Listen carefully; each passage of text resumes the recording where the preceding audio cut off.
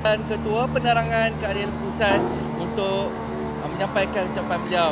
Dengan ini saya menjemput beliau ke pentas jelajah Ayuh Malaysia.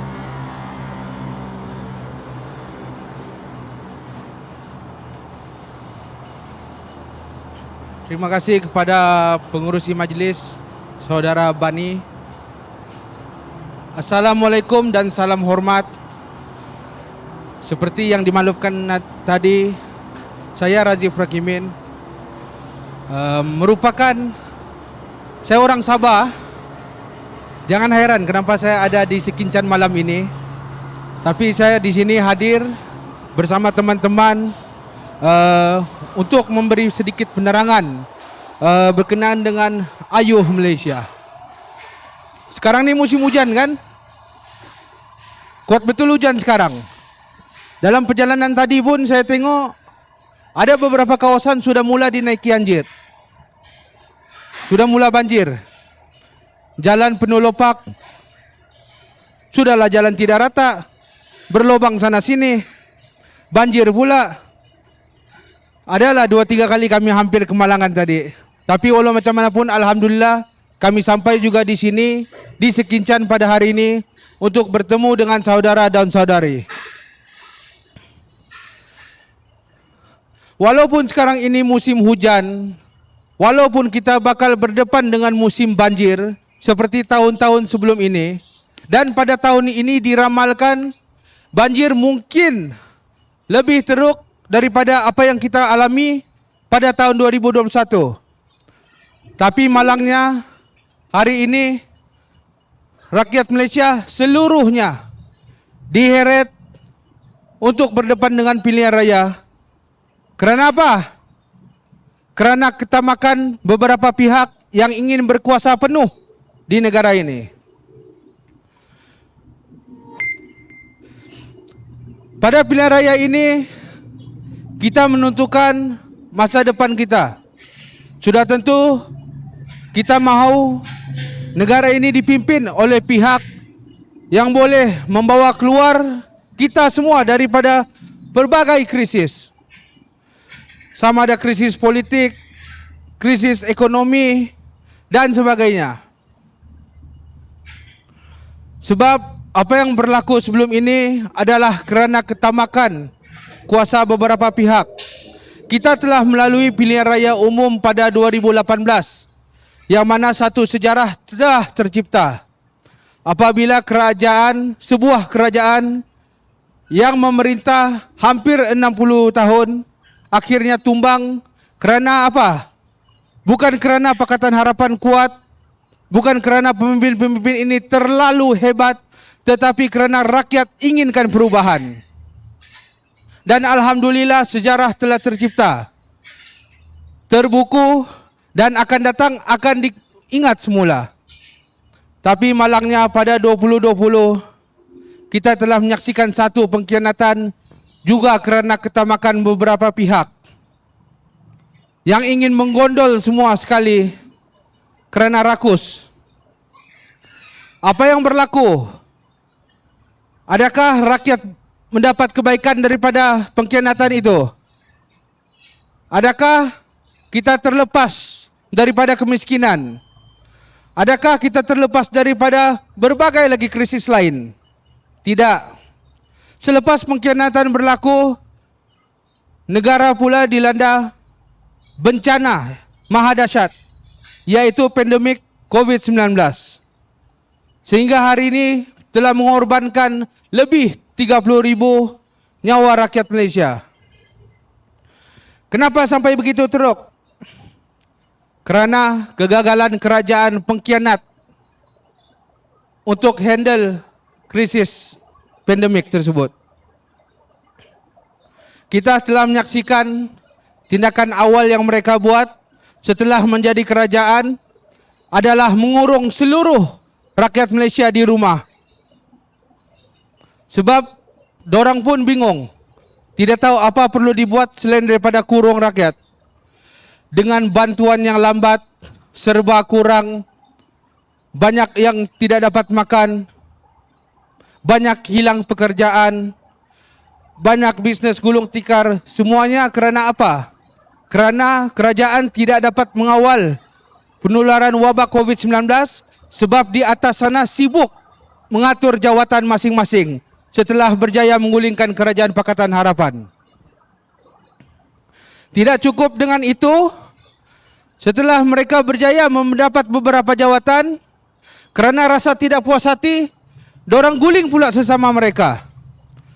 Dan perkara ini berlaku di Johor, di Melaka, di Perak contohnya. Apabila Menteri Besar Perak digulingkan oleh rakan mereka sendiri. Dan bila semua itu berjaya, BN pun tahulah, BN ini sudah pengalaman hampir 60 tahun buat kerja-kerja jahat politik nih. Dan bila sudah berjaya di beberapa negeri, akhirnya mereka mengatur gerakan dan guling bapa pengkhianat negara, yaitu Muhyiddin, daripada jawatan Perdana Menteri. Dan sudah tentu kita tahu perangai pemimpin Barisan Nasional macam mana. Cuma pada waktu itu kita tengok yang naik bukanlah Zahid Hamidi, bukanlah Najib, tapi Ismail Sabri. Mungkin adalah kebaikan sikit yang kita harap daripada dia. Tapi apa yang berlaku? Nauzubillah. Selembab-lembab Muhyiddin tu lagi dahsyat lembab Ismail Sabri. Kita tengok tidak ada satu inisiatif pun yang dia buat, melainkan dengan propaganda keluarga Malaysia. Sikit-sikit keluarga Malaysia, sikit-sikit keluarga Malaysia. Yang kaya keluarga dia, yang dapat jawatan besar-besar keluarga dia, yang kenyang keluarga dia. Ada keluarga kita kelaparan, ada keluarga kita menganggur, ada keluarga kita hilang pekerjaan, ada keluarga kita perniagaan terpaksa ditutup sebab krisis ekonomi akibat kegagalan kerajaan membendung penularan wabak COVID-19. Dan saya yakin ada daripada kenalan-kenalan kita juga membuat satu tindakan yang menyedihkan apabila kita boleh tengok sendiri statistik peningkatan kes bunuh diri. Ini bukan mainan, saudara. Ini merupakan kegagalan yang jelas daripada kerajaan terdahulu. Kenapa benda yang boleh diselesaikan ini sampai hingga hari ini parlimen dibubarkan masih tidak boleh diselesaikan? Sebab di atas sana masih sibuk mengatur jawatan lantikan, berebut jawatan lantikan. Tidak cukup dengan berebut, dorang sailang sesama sendiri. Dan pilihan raya hari ini berlaku kerana rasa tidak puas hati satu pihak dengan pihak yang satu lagi yang merupakan kononnya kawan baik mereka, yang akhirnya mereka cuba mengadakan pilihan raya supaya kalau dorang menang lebih, dorang boleh mendapat kuasa secara total. Dan siapa yang diheret dalam masalah ini, dalam krisis ini? Inilah rakyat. Terpaksa diheret berdepan dengan pilihan raya musim hujan, musim banjir, ketika penularan wabak COVID-19 belum lagi reda. Dan sekarang ni kita dengar ada varian terbaru lagi yang KJ umumkan. Macam apa yang berlaku di Sabah sebelum ini. Sabah merupakan negeri pertama yang mengadakan pilihan raya. Pilihan raya negeri Sabah. Punca dia kenapa? Kerana satu individu turun ke Sabah, membeli wakil-wakil rakyat di Sabah. Akhirnya kerajaan negeri Sabah tumbang dan terpaksa mengadakan pilihan raya. Saya tidak mau cerita tentang keputusan, saya tidak mau cerita apa yang berlaku, siapa menang, siapa kalah.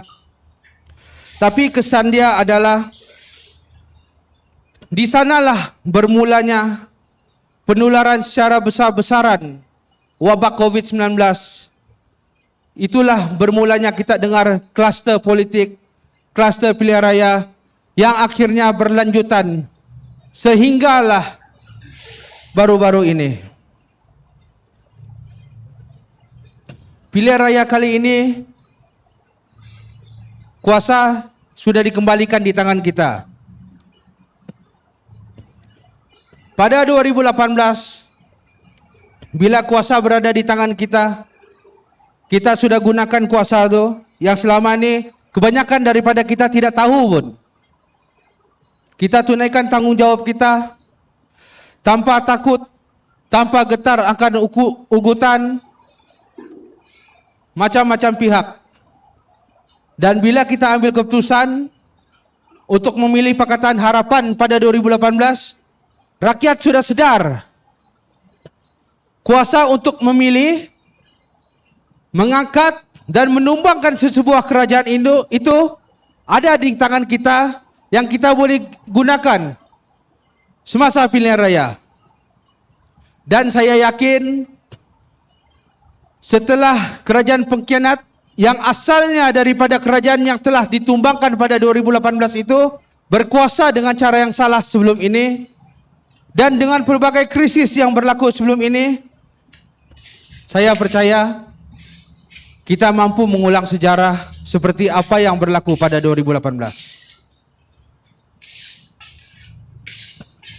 Dan sekarang kita tengok bekas Perdana Menteri Malaysia Najib Razak sudah pun berada di sebalik tirai besi, sudah dipenjara. Saya mau tanya dengan saudara-saudari, dengan masuknya Najib ke dalam penjara, adakah itu sudah cukup? Belum. Kenapa? Sebab rakyat Malaysia sekarang sudah celik mata. Kita boleh lihat, kita boleh dengar, dan kita faham bahawa masih banyak lagi pemimpin-pemimpin yang korup, yang sering menyalahkan kuasa dia, menyalahgunakan kuasa, masih berkuasa hari ini. Seperti apa yang berlaku pada hari ini, selepas parlimen dibubarkan, rakyat boleh nampak yang kawal Perdana Menteri sekarang siapa? Siapa tahu siapa kawal Perdana Menteri sekarang? Zahid Hamidi. Hanya dengan beritahu Ismail bubar parlimen, maka Ismail Sabri terpaksa akur dengan bos dia dan mengambil keputusan membubarkan parlimen. Sebab apa? Sebab kita sudah lihat dengan kuasa undang-undang dan bukti yang ada, Najib Razak didapati bersalah, gagal dalam rayuan dan dihukum penjara. Tapi tidak apa. Kita jangan terlalu sedih dengan dia dalam, sebab tidak lama lagi kita akan tolong dia kirim Rosma Mansur pergi dalam sekali lagi untuk bersama dengan dia. Dan ada beberapa pimpinan lagi. Bukan Najib saja laki bini yang terlibat dengan kes begini. Di Sabah tempat saya pun Bung Mokhtar dengan bini dia sekali. Siapa kenal Bung Mokhtar? Yang minum darah tu? Mungkin orang sekincan tidak berapa kenal dia, tapi kalau kamu buka YouTube, buka Facebook, ahli parlimen yang minum darah dia lah tu. Dia yang cakap apa? Bukan saya yang tuduh. Dia cakap. Dia dengan istri dia di arah bela diri. Apa maksud di arah bela diri? Bila sesuatu kes dibuka dan yang tertuduh di arah bela diri bermaksud memang terdapat unsur rasuah atau salah guna kuasa berlaku dan dia perlu membela diri dia, membuktikan bahawa dia tidak bersalah. Itu proses dia. Bila di arah bela diri bermaksud bukti cukup, segala-galanya cukup. Tinggal kita mendengar hujah yang dituduh untuk membuktikan bahawa benda itu tidak benar. Dan banyak lagi pemimpin seperti Zahid Hamidi yang kononnya bakal Perdana Menteri Malaysia kalau BN menang. Zahid Hamidi berdepan dengan 47 pertuduhan. Sudah diarahkan bela diri dan kita fahamlah. Kalau Barisan Nasional menang, dia naik jadi Perdana Menteri, ataupun boneka dia, Ismail Sabri jadi Perdana Menteri, macam-macam dorang boleh buat, macam mana dorang buat sebelum ini, sebelum 2018. Sebenarnya kita di Sabah pun, bukan saya saja, ada banyak pihak, kami sedang memantau beberapa projek mega. sebenarnya selepas isu 1MDB ini kan, kami macam jadi trauma Pak. Sebab berbilion wang negara, wang rakyat habis dirompak oleh perompak-perompak ini. Bukan sedikit nilainya. Yang sepatutnya boleh memberi manfaat kepada rakyat, senang-senang dorang sakau. Jadi sebab itu kita tengok bermacam-macam projek yang dilakukan, kita pantau sama ada ianya ada kebaikan ataupun sekadar projek yang dijalankan yang akan menjadi projek Gajah Putih tidak ada fungsi. Kita juga tengok kalau ada berlaku salah guna kuasa, rasuah dan bermacam-macam. Sebab itulah kenapa kita minta projek-projek mega ini diberikan transparansi. Kerana kita mau ketelusan di mana duit rakyat, duit negara digunakan adakah ianya digunakan sebaiknya ataupun sama macam kes 1MDB. Melencong, tup, masuk akaun Najib. Saya ada beberapa belas projek mega di Sabah yang kami sedang pantau. Saya ambil satu contoh. Satu saja contoh, izinkan saya kongsi sebentar. Sekejap, saya pilih dulu projek mana tu. Okey. Saya ambil projek TSGP. Apa itu TSGP? Trans Sabah Gas Pipeline. Yaitu pipe gas yang dibina daripada Kimanis sebelah pantai barat Sabah hingga ke pantai timur Sabah dan juga multi-purpose pipeline. Okey, saya ringkaskan. Saya tahu kadang-kadang ada orang ni bosan dengar cerita-cerita begini. Tapi saya ringkaskan seringkas-ringkas mungkin. TSGP dan MPP ini telah dimulakan pada 2016. Dan projek ini menelan kos 9.4 bilion. Ini saya cuba ringkaskanlah. 9.4 bilion yang mana projek ini perlu disiapkan dalam jangka masa 3 atau 4 tahun. Tapi kita ambil kepada yang maksimum 4 tahun. Jadi daripada 2016, sepatutnya 2020 projek itu sudah selesai. Ingat semula, projek ini 9.4 bilion. Tetapi selepas Pakatan Harapan mengambil alih kerajaan, selepas kita meneliti beberapa projek, termasuklah TSGP ini, kita dapati setelah 2 tahun, yang mana sepatutnya pembinaan dia telah mencapai 45 ataupun 55%, tetapi bila sudah diperiksa baru 13% siap. Bayangkan 4 tahun punya projek, dalam tempoh 2 tahun baru 13% siap. Sedangkan waktu itu bukan musim pandemik, belum lagi wujud COVID-19. Dan apa yang lagi mengejutkan, sebanyak 88% sudah dibayar kepada China ataupun 8.3 bilion ringgit. Sedangkan sepatutnya pembayaran dibuat mengikut kemajuan projek ataupun progress projek.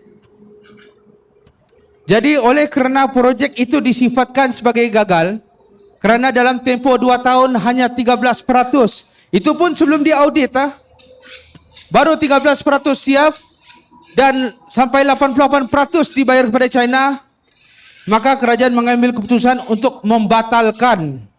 Sebenarnya ada banyak sebab lagi. Antara sebab dia juga, dia sebenarnya memanglah membawa kebaikan. Tetapi dengan kos yang begitu besar, kita mempunyai inisiatif yang lebih baik sepatutnya dengan kos yang lebih rendah, tetapi bawa manfaat yang lebih besar kepada rakyat. Dan kita lihat projek ini hanya bertujuan untuk memberi keuntungan kepada pihak tertentu. Maka kalau kamu ingat projek ECRL yang Kerajaan Pakatan Harapan batalkan dulu, TSGP salah satu yang dibatalkan. Tapi itu bukan sesuatu yang mengejut. Sebab kita sudah berjaya membatalkan projek itu dan kita dalam usaha untuk mendapatkan semula wang itu untuk digunakan untuk tujuan lebih baik. Namun pada tahun lalu, tahun 2021 pada bulan Oktober, ketika ditanya di parlimen status wang itu sama ada kita sudah dapat atau belum, pada bulan Oktober 2021 kita tanya, apa yang menunjukkan adalah projek itu telah dihidupkan semula tanpa pengetahuan kita. Bila pada Februari 2021, yaitu 8 bulan sebelum soalan itu ditanya, tanpa sedar, projek mega yang disifatkan sebagai gagal itu dihidupkan semula. Jadi di sana kita tanya pelbagai soalan. Berapa pula kos kali ini? Berapa peratus sudah dibayar? Berapa peratus sudah kemajuan projek? Dan bermacam-macam lagi. Malah bila kita dapati pipe itu daripada Kimanis dibawa ke Sandakan sejauh 600 lebih kilometer dia pusing. Kita tanya, ada gas kah untuk disalurkan di pipe itu atau tiada? Soalan simple itu pun mereka tidak mampu jawab. Sebab kenapa kita tanya begitu? Kita tidak mau bila pipe itu siap, dia akan jadi projek Gajah Putih sebab di Kimanis tidak ada gas. Sebab itu kita mau ketulusan dan penjelasan daripada pihak kerajaan. Tapi sampai hari ini, dorang masih membisu. Itu baru satu daripada berbelas projek. Dan saya beri jaminan dalam masa terdekat bukan satu, bukan dua, tapi ada 3 projek mega yang kita lihat ada penyelewengan berlaku. Kita akan dedahkan dalam masa terdekat. Ini projek berlaku di Sabah dan skandal ini lebih besar daripada apa yang berlaku pada seperti skandal Jabatan Air Negeri Sabah. Sebab itulah kenapa kita perlunya kepimpinan yang telus. Kita tidak mau nanti dorong buat satu projek berbilion-bilion, manfaat tidak ada kepada rakyat. Lepas tu tiba-tiba kita dengar sedikit daripada duit tu berbilion-bilion tiba-tiba berada di Saudi, tiba-tiba berada di Kuwait, tiba-tiba berada di Amerika, tup masuk akaun pemimpin Barisan Nasional. Benda ini sudah berlaku. Dan kita tidak mau berlaku lagi.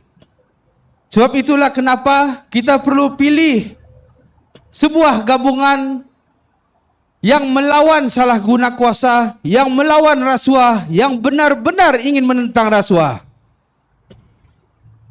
Kita sudah nampak macam mana rasuah bermacam-macam skandal dibuat oleh Barisan Nasional dan juga yang mengaitkan pemimpin daripada Perikatan Nasional.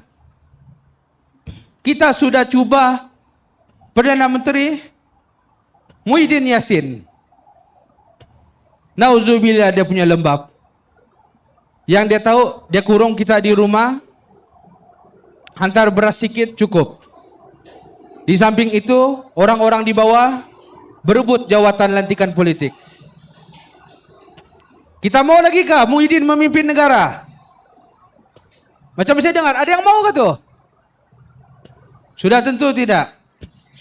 Begitu juga dengan Ismail Sabri. Ismail Sabri ini sama juga. Kita boleh tengok tindak tanduk dia. Melalui keputusan pembubaran parlimen ini pun kita tahu yang dia dikawal oleh Zahid Hamidi. Seorang yang berdepan dengan 47 pertubuhan, salah guna kuasa, pecah amanah, yang sudah arah bela diri, dan bakal berdepan hukuman sama macam bos dia. Bukan bosku ah. Dia bukan bos aku, dia bukan bos kita semua. Bos dia.